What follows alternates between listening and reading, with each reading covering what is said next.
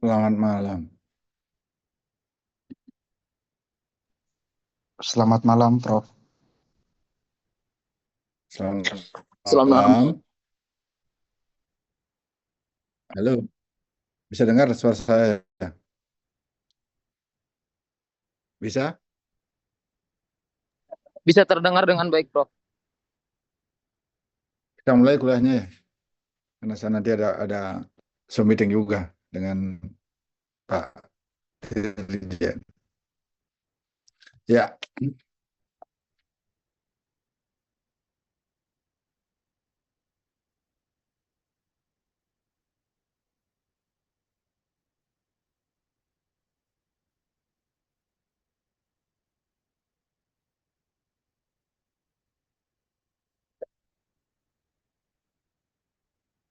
kita mulai dengan penyakit pada paru, yaitu kongesti dan edema pulmonum. Kongesti dan pulmonum itu adalah peningkatan jumlah darah pada paru karena lambatnya aliran sirkulasi.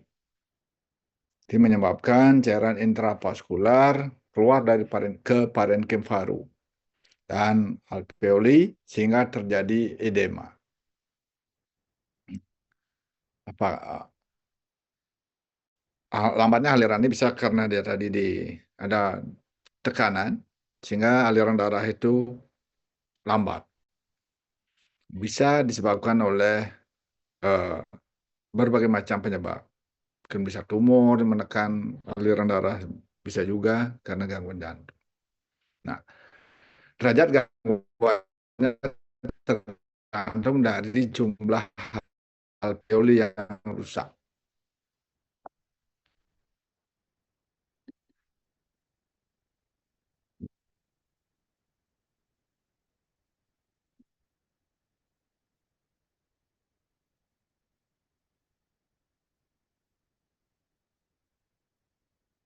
Penyebabnya, kongesti dan edema pulmonum itu merupakan kejadian akhir beberapa penyakit dan sering gejala dari gangguan organ lain, terutama jantung. Nah, gangguan jantung itu sering menyebabkan klinisnya di paru-paru ya berupa edema atau kongesti pulmonum. Kongesti pulmonum itu dapat sebagai akibat primer. Akibat primer berarti gangguannya terjadi di paru-paru. Pada kondisi tersebut merupakan stadium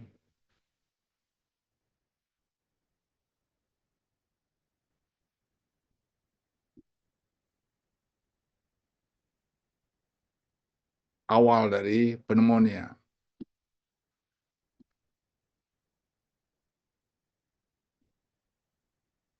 Nah, pemicu daripada kongesti dan edema adalah inhalasi asap atau gas. Ini sering pada hewan, terus pada sapi atau kuda terutama. Itu sering sisa-sisa makanan itu, rumput-rumput yang kering itu dibakar di samping kandang. Itu sering bisa memacu ke kongesti itu edema. Kemudian ada reaksi anafilaktik. Hipostasis karena hewan terus pada posisi berbaring. Pasien ini sering pada hewan yang patah kakinya sering menyebabkan edema. Nah, kongesti pulmonum itu sebagai akibat skener kegagalan jantung kongesti. Yang primer bisa di paru karena tadi ada hasap, ada anafilaksis, ada hipoptosis. Kalau kongesti itu sering karena efek sekunder dari kongesti jantung.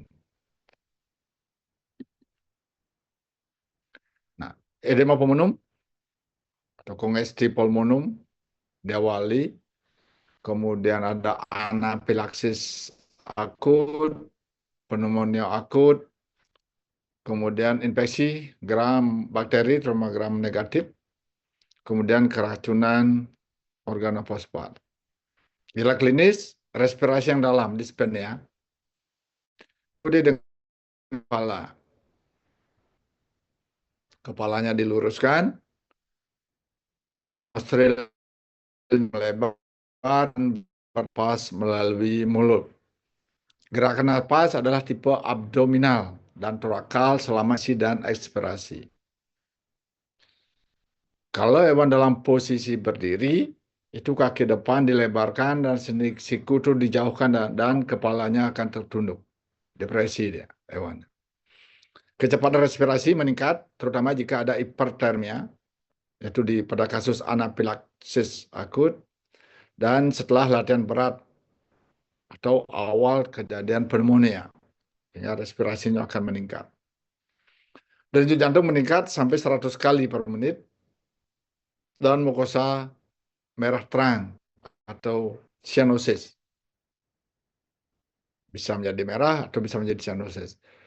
Suara napas itu kasar atau suara napas krekel di daerah ventral paru. Terjadi batuk ringan dan basah tetapi tidak sakit. Nah, kalau hewan dalam kondisi batuk menunjukkan rasa sakit, pasti sendi sikunya itu didekatkan ke daerah dada. Ini biasa posisinya sehingga dia waktu batuk tetapi dia tidak merasakan dia sakit. Nah, kalau infeksi pleura biasanya sakit. Dia pasti akan menunjukkan sendi sikunya didekatkan ke dada. Leleran hidung itu serius pada stadium awal, kongesti, dan pulmonya meningkat pada edema. Serius berarti ini lebih ke pemicunya adalah aksi atau alergi tadi. Bukan infeksi. Kalau dia infeksi bakteri, pasti dia akan menjadi serum itu menjadi flu. Pengobatan memang adalah pengobatan penyebab primer.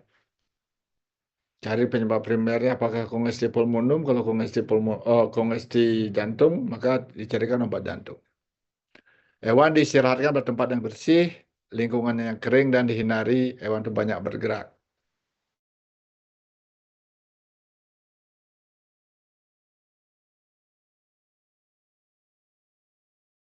Pilaktik hilang.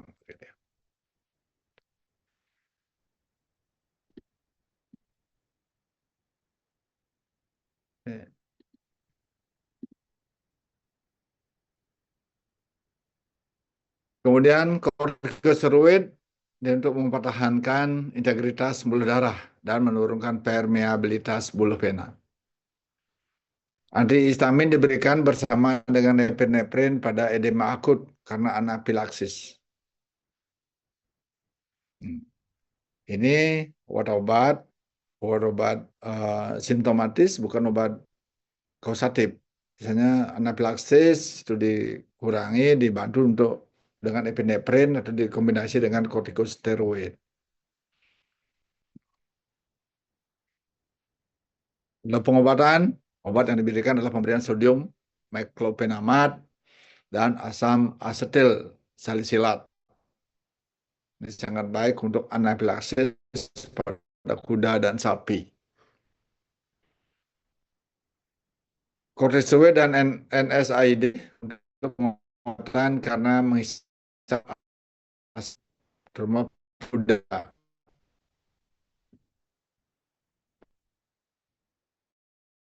Furosemid untuk membantu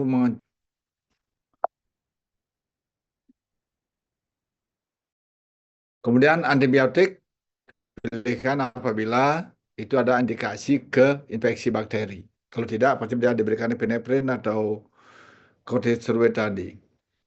Terapi oksigen ini sangat membantu untuk penanggulangan hipoksia. Kemudian pemberian aminophilin secara intravena untuk membantu melebarkan bronkial. Itu kedua penyakit adalah emphysema pulmonum. Tadi kongesti dan edema itu berarti ada cairan. Kalau emphysema adalah pembesaran paru karena pembesaran paru tur di alveoli dengan atau masuknya udara edema karena cairan. Kalau emfisema itu karena darah yang di alveoli itu terperangkap atau alveolinya pecah sehingga udara tidak bisa keluar. Emfisema pulmonum ini merupakan efek sekunder dari lesi primer yang menyebabkan terperangkapnya udara di alveoli. Temuan klinikopatologis, semua penyakit paru pada hewan ditandai dengan dyspnea. Hiperpenia, cepat lelah jika diberikan latihan. Dia berjalan atau digembalakan, dia akan cepat lelah.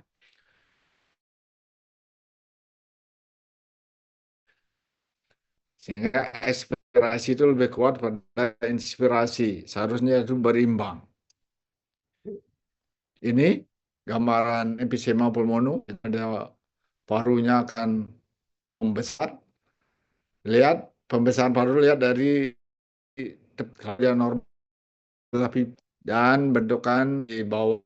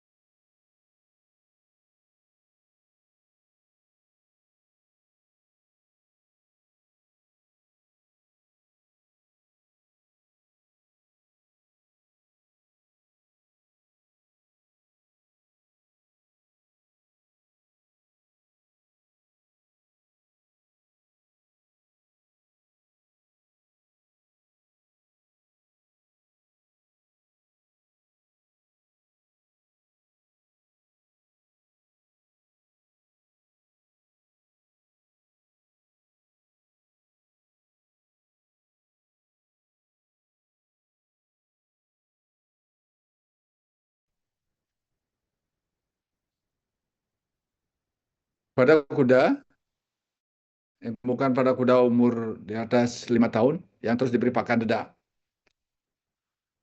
pakan berjamur atau pakan kering yang berdebu.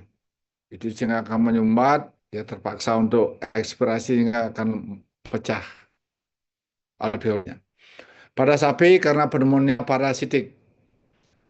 Parasitik sering ada cacing pada masuk ke paru-paru, itu menyebabkan paru-parunya kepecah alveolinya.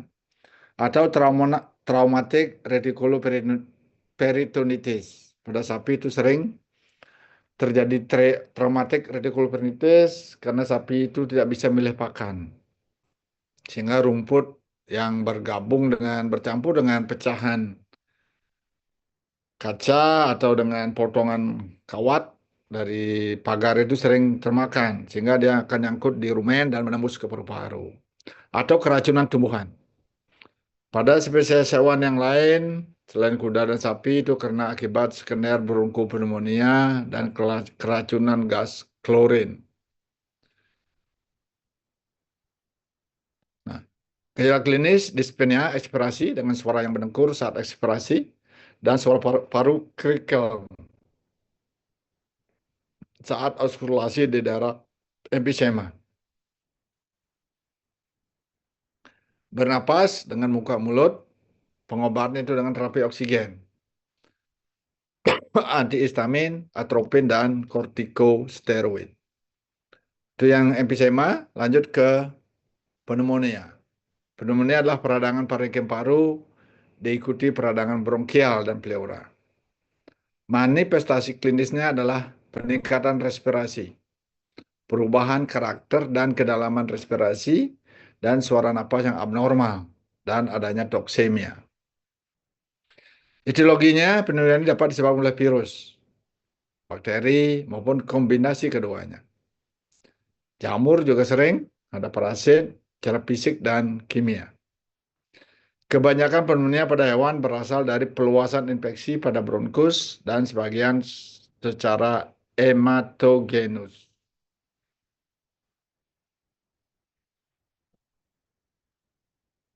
Pada sapi, pneumonia itu dapat disebabkan karena shipping fever. Shipping fever itu adalah demam karena perjalanan yang jauh. Mungkin ada pengiriman sapi dari daerah NTT menuju Jakarta karena perjalanan jauh itu akan bisa menyebabkan shipping fever. Itu demam karena perjalanan itu sering menyebabkan kuman-kuman pastorella yang keluar normal di trakea di paring itu akan tumbuh menjadi subur, menjadi patogen dia. Nah, Kemudian ada Haemophilus, ada influenza tipe 3, Mycoplasma, Mycoides, larva Ascaris, pneumonia karena cacing paru, Klebsiella, Mycobacterium yang bopis, dan Fusobacterium necroporus. Nah, maka kalau nanti Anda bergerak di bidang pengiriman atau menjadi konsultan pengiriman sapi, hati-hati. Sapi itu kalau diangkut dalam jarak jauh itu harus diistirahatkan. Misalnya di tengah perjalanan disyaratkan, dimandikan, kemudian diberi pakan. Nah, kalau Anda pernah naik bus dari Denpasar ke Jakarta, mungkin di daerah Alas Roban, itu kan sering ada truk-truk pengangkut sapi yang istirahat di sana. Nah, itu untuk mencegah terjadinya shipping paper. Nah, makanya sebelum pengangkutan itu sapi-sapi itu sering disupporting dengan vitamin supaya dia kuat. Nah, itu tujuan kenapa truk yang bawa sapi itu istirahat. Nah, yang masalahnya sering dalam karena di laut terlalu lama itu sering juga menyebabkan shipping paper. Kalau di babi itu karena enzotic pneumonia, karena Mycoplasma, Pastorella motorcida, Actinobacillus, dan Septenia salmonellosis. Juga bisa karena Bordetella dan antrak. Kalau kuda karena Streptococcus sp, Pasteurella coli, Clostridium, dan Corynebacterium parascaris, Hidatidosis, dan Strangles. Kalau domba, pada domba itu karena Pasteurellosis, Streptococcus zooepidemicus, Mycoplasma, Corynebacterium pseudotuberculosis. Nah, Streptococcus zooepidemicus itu sering juga bisa menyebabkan kasus di babi. Dan itu sering waktu tahun 98 dia itu meledak karena Streptococcus zooepidemicus juga bisa berefek menyerang ke monyet ekor panjang. Ini gambaran pneumonia. Yang A adalah pneumonia aspirasi, terserap cairan. Yang B inilah pada luar, tinggal di mana merah-merah yang di atas.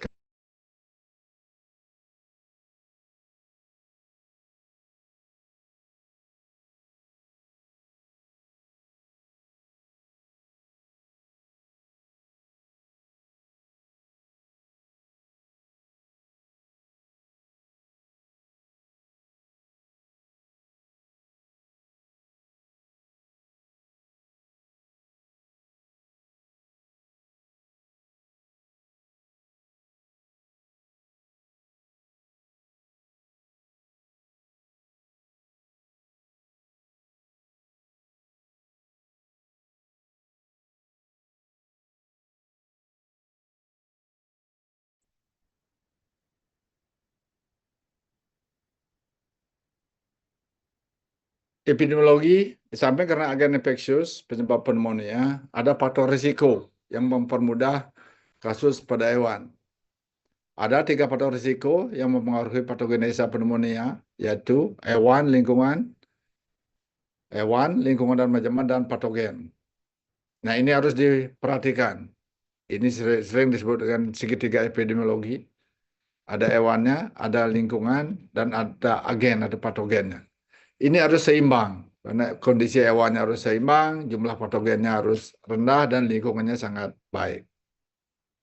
Nah, hal umum yang termasuk faktor risiko pada pneumonia adalah musim dingin, transportasi yang lama, shipping paper tadi, hewan yang tercampur di tempat pelelangan, sering menjelang Idul Adha, Idul Kurban, sapi datang dari daerah dimasukkan dalam penampungan untuk dijual, dilelang. Nah, kondisi sapi ini tidak semuanya bagus, mungkin ada yang sakit yang masuk, di sana bercampur. Itu akan menjadi faktor risiko, jadi pneumonia. Kemudian ventilasi kandang yang buruk atau lingkungan. Sering sekali di tempat penampungan itu juga sangat becek, yang kotor karena dia tuh sementara di sana. Tapi misalnya sering dalam sampai jangka waktu sebulan, sehingga proses penyebar penyakit itu sudah terjadi. Kemudian perubahan cuaca. Kemudian mekanisme pertahanan pada saluran napas itu sangat, tubuh itu di paru-paru itu mekanisme pertahanannya sangat kuat sekali, berlapis-lapis, karena merupakan pintu masuk daripada patogen. Nah, di saluran pernapasan itu ada mekanisme pertahanan yang memfiltrasi supaya patogen itu tidak sampai masuk. Yang pertama adalah filtrasi udara di rongga hidung. Adanya rambut-rambut di rongga hidung, di samping juga di rongga hidung itu ada eh, cairan sekresi dari epitel yang akan menangkap eh, patogen yang masuk. Kemudian setelah dia masuk, di sana di rongga hidung juga ada refleks bersin, itu untuk mengeluarkan patogen yang masuk, kemudian asing yang masuk. Antibodi lokal yang ada di mukosa yang diperankan oleh imunoglobulin A. Kemudian ada refleks laring untuk mendorong patogen itu keluar, juga ada refleks batuk. Kemudian ada mekanisme transport mukosiliari, getaran daripada epitel dan rambut-rambut epitel di sana. Nah, apabila tembus, di sana ada makrofag alveolar akan memakan. Apabila dia tembus, baru dia akan direspon secara sistemik oleh antibodi. Nah, itu urutan langkah-langkah bagaimana tubuh itu mempertahankan dirinya dari terutama di saluran napas terhadap tantangan patogen yang masuk. Dari udaranya difiltrasi, kemudian ada refleks bersin, ada antibodi lokal di sana, kemudian ada refleks laring, refleks batuk, kemudian mekanisme transport mucosal, ada makrofagnya juga. Setelah itu baru dia akan direspon secara sistemik. Nah, gejala klinis dari pneumonia lah napasnya cepat pada awal kejadian pneumonia. Dispnea, sesak napas pada saat dia mulai berlanjut, ketika banyak bagian paru yang tidak berfungsi, ada polipnea dan lesi. Ada batuk dengan tipe sesuai perkembangan lesi. Pada pneumonia bakteri, umumnya batuk itu basah dan sakit. Apabila kena virus, batuknya frekuen, sering, batuknya kering, batuknya pendek, dan paroksimus. Okultasi paru terdengar suara crackling sebelum dan setelah batuk. Kadang-kadang ketemu cyanosis jika banyak darah paru yang terserang. Daerah paru yang terserang itu banyak sehingga jadi cyanosis, sehingga kekurangan oksigen di jaringan sehingga dia menjadi biru. Layanan hidung bisa ada atau tidak tergantung jumlah eksudat di bronkus dan ada tidaknya radang di saluran napas atas. Bau napas dapat dipakai sebagai patokan. Apabila berbau busuk berarti ada banyak nanah di saluran napas, berarti ada infeksi bakteri. Ini gambar histopatologi paru yang kena pneumonia. Yang D itulah hemoragik pneumonia dan emfisema. Ini emfisema, lihat ada lubang-lubang ini emfisema. Hemoragik Izin dia Prof, ya, share screen-nya tidak terlihat Prof. masa enggak ya?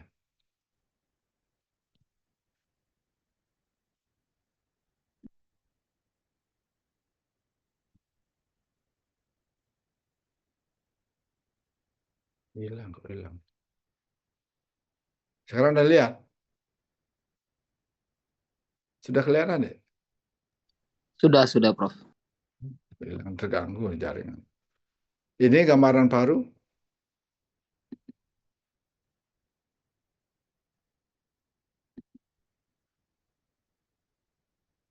Ini yang E ini hemoragik pneumonia dan emfisema juga. Dan F ini karena kondisi jantung. Pengobatan antibiotika. Pemilihan antibiotika tergantung diagnosa tentatifnya. Jangan sembarangan pakai antibiotika. Kalau ada indikasi dia infeksi, berarti ada peningkatan suhu tubuh, cairannya, lelernya ada pasti berulen. Harus dipilih, diambil apa penyebab bakterinya. Kalau golongan gram positif, pasti pilihannya adalah golongan penisilin. Kemudian perkembangan efek obat yang diberikan sebelum dan uji sensitivitas. Ini umumnya untuk penemuan bakterial akan sembuh dalam 24 jam setelah pemberian antibiotika. Maka uji sensitivitas sangat penting. Kemudian pemberian antibiotika itu sebaiknya 4-6 hari. Untuk memastikan jangan diputus dia baru sehari, meskipun 24 jam kelihatan dia sudah sembuh, berarti harus diberikan minimal 4-6 hari. Untuk meyakinkan bahwa bakteri tuntas terbunuh.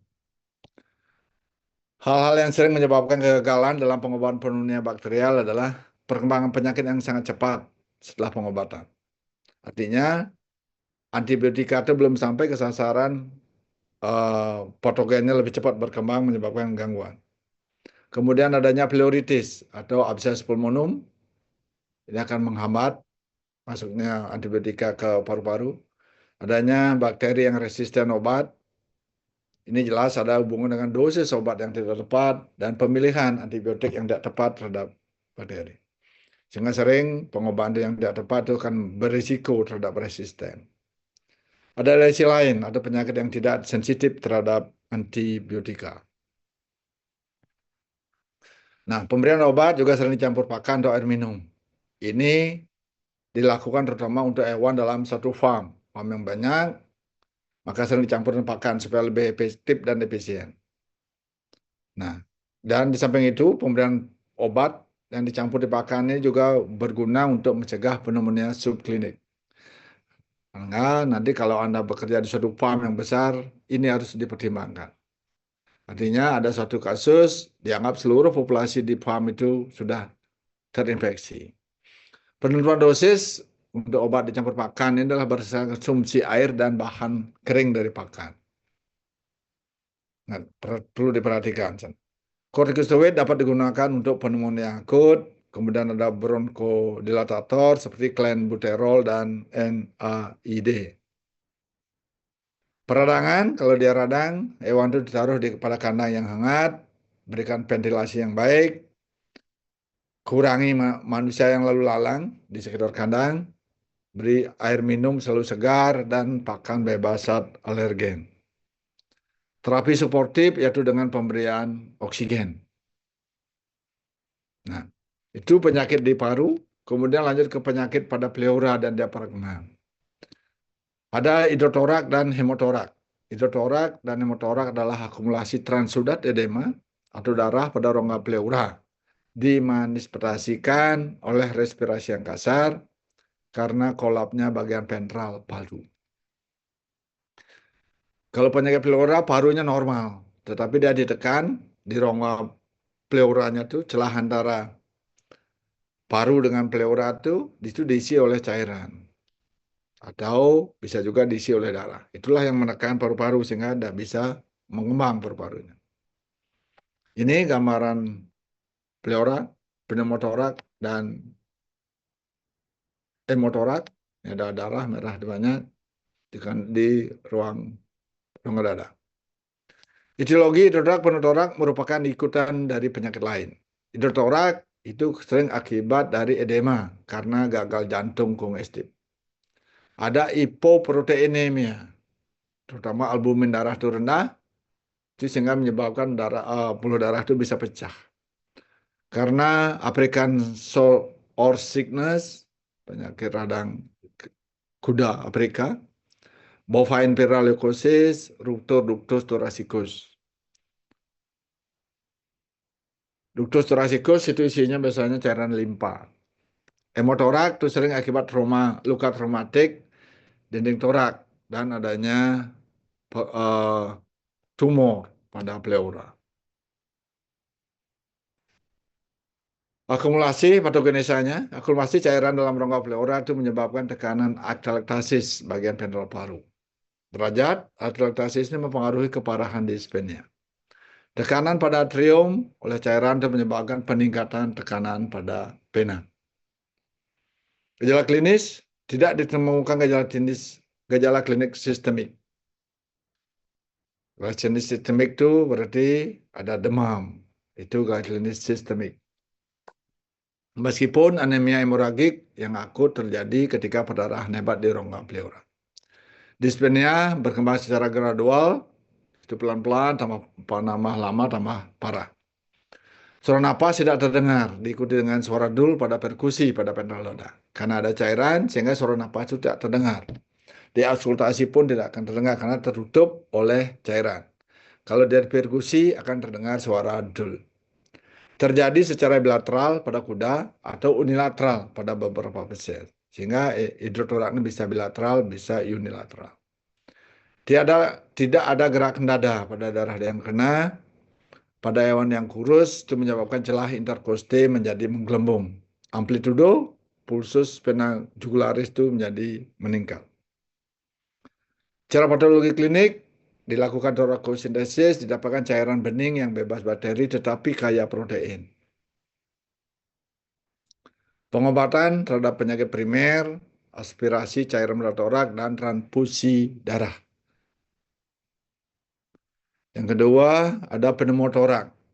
Kalau hidrotorak tadi ada cairan, pneumotorak itu ada udara di rongga pleura.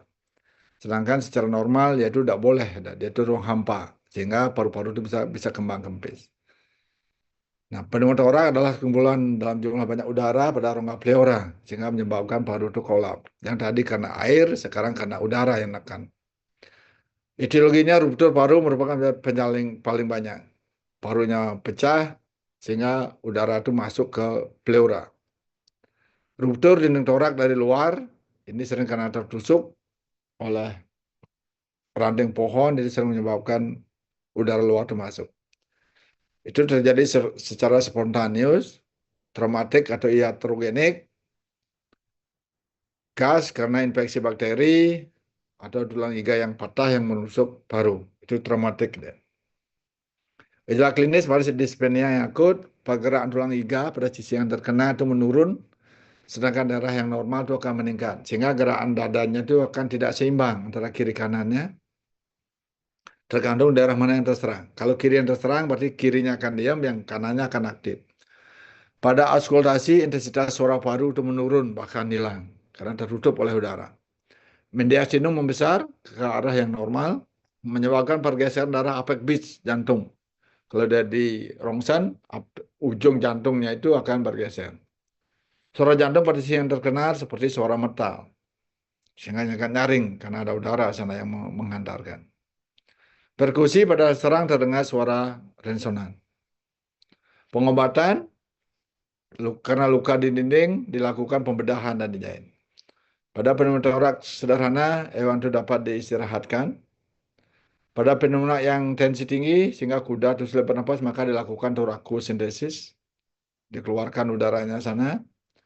Pada tindak emergensi untuk menurunkan tekanan pleura dilakukan dengan menyuntikkan jarum pada pleura. Jarum kemudian dihubungkan dengan tub yang dengan segera dimasukkan ke dalam larutan air atau salin dan ujungnya tutup, kemudian tembus air itu keluar. Pengeluaran cairan juga dilakukan dengan torakostomi. Hewan dijaga dengan baik dan usahakan bergerak seminimal mungkin. Nah, yang selanjutnya adalah pleuritis. Pleuritis itu ditandai dengan berbagai tingkat toksemia. Kesakitan saat menarik napas, suara pleura friksi, suara sekak, dan pada perkusi dada. Pengobatan sangat sulit karena bermacam agen penyebab. Kalau pleuritis pasti hewan itu sangat sakit sekali bernapas, ditunjukkan dengan gejala sendi siku itu akan didekatkan ke dadanya. Siku akan didekatkan dan hewan itu akan sangat malas sekali bergerak. Pleuritis itu sebagai penyebab primer, penyakit pada paru. Primernya itu karena traumatik dinding dada, sekunder itu karena bagian berbagai infeksi spesifik dari suatu penyakit.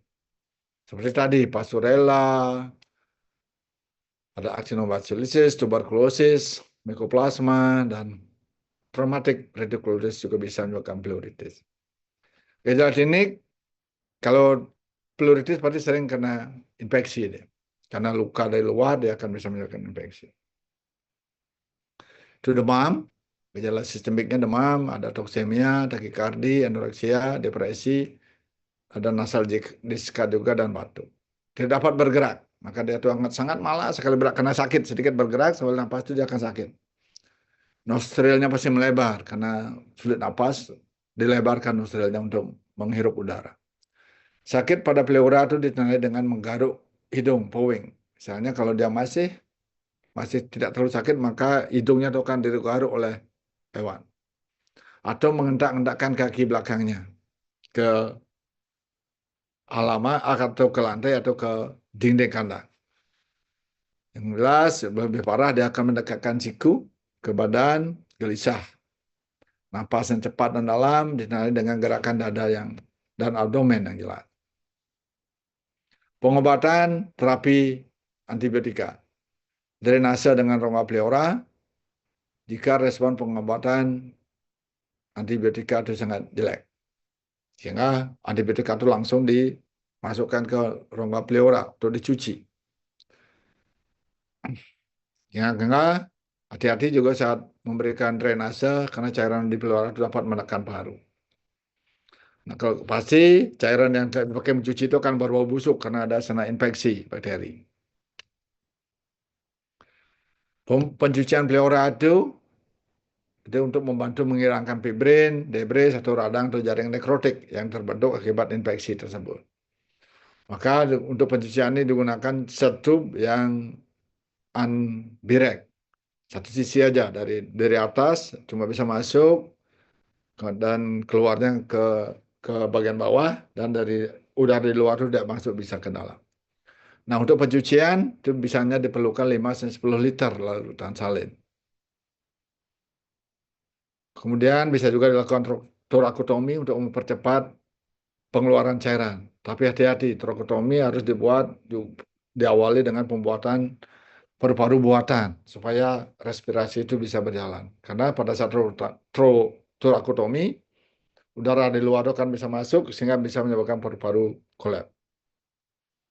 Nah, terapi fibrinolitik untuk streptokinase untuk mengurangi cairan pleura. Karena fibrinolitik akan mencairkan, melarutkan fibrin-fibrin yang terbentuk akibat infeksi. Itu tentang penyakit paru dan pleura. Di sini ada yang perlu didiskusikan.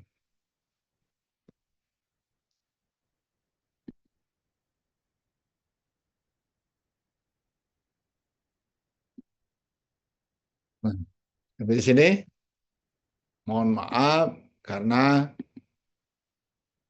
mudah-mudahan ada diskusi agak cepat sedikit karena saya akan ada rapat juga lagi dengan tim task force akreditasi dan dengan Pak Dirjen. Ya, mohon dibaca. Izin Prof, mungkin bertanya tentang Ya, izin Prof. nggih, Adi. Mungkin bertanya tentang tugas yang minggu lalu sempat disampaikan gitu Prof. Belum ada di OASE gitu Prof. Belum bisa masuk. Dilihat aja nanti Eh, WhatsApp-nya. Nanti saya ya upload. ya Saya upload dulu. Saya cek dulu WhatsApp-nya. ya Prof. Itu Kalau aja Prof. buat gini kayaknya itu. Nggih. Terima kasih Prof. Mohon dilihat WhatsApp-nya. Nanti kalau ada tugas buat dikerjakan dimasukkan ke sana. Nggih. Terima kasih ya. Yang lain. Ya, terima kasih banyak Prof. Oke, saya akhiri sampai sini. Terima kasih. Selamat Raya Galungan bagi yang merayakan, teman-teman umat Hindu yang Izin Prof. ya. Untuk PPT-nya apakah dapat dikirimkan gitu Prof? Nanti lihat cari Dewaso ya. Ambil Baik. Dewaso. Siap Prof. Buat materinya. Oke, terima kasih. Terima kasih Prof. Sampai jumpa lagi Prof. Oke.